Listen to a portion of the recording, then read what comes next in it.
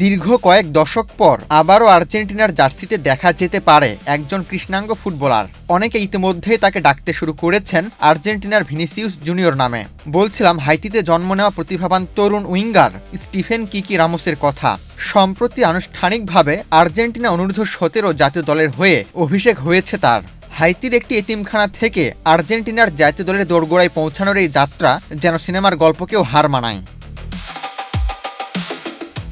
Left winger হিসেবে খেলা Ramos তার দুর্দান্ত গতি, ড্রিবলিং এবং আক্রমণাত্মক ফুটবলের জন্য ইতিমধ্যেই Gold's Gym across 30 plus countries. With over 700 plus locations worldwide. Train anywhere, belong everywhere.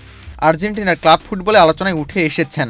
Angel Di মারিয়ার অবসর গ্রহণের পর আর্জেন্টিনার জার্সিতে একজন প্রপার উইঙ্গারের অভাব দেখা দেয়। 2026 বিশ্বকাপেও এই অভাব ভুগিয়েছে আলবিসেলেস্তেদের। কিকি রামোস হতে পারেন আর্জেন্টিনার সবচেয়ে বড় সমাধান।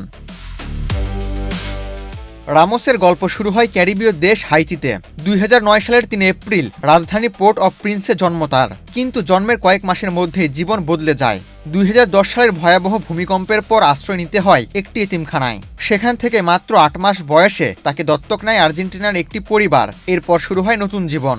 হাইতি ছেড়ে আর্জেন্টিনায় বেড়ে ওঠা রামোস ধীরে ধীরে দেশটির সংস্কৃতি, ভাষা ও ফুটবলের সঙ্গে নিজেকে মিশিয়ে নেন। ফুটবলে নিজের প্রতিভার ছাপ রাখতে খুব বেশি সময় নেননি তিনি। তার গতি ও ড্রিবলিং দক্ষতার কারণে অনেকেই তার মধ্যে ব্রাজিলিয়ান তারকা ভিনিসিউস জুনিয়রের ছায়া দেখেন। যদিও 2025 সালে একাধিক চোটে দীর্ঘ সময় মাঠের বাইরে থাকতে হয় রামোসকে। দীর্ঘ সময় মাঠের বাইরে থাকার পর 2026 সালে দারুণভাবে ফিরে আসেন তিনি। বর্তমানে ভেলেস সার্সফিল্ডের 6ষ্ঠ বিভাগের হয়ে খেলছেন এই উইঙ্গার।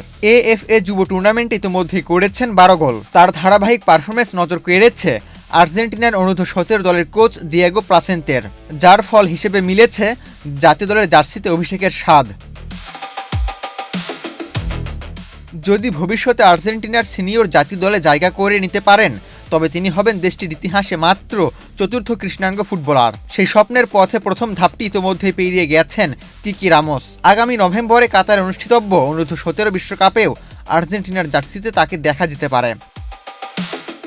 আবু তালহা, বাংলাদেশ প্রতিদিন।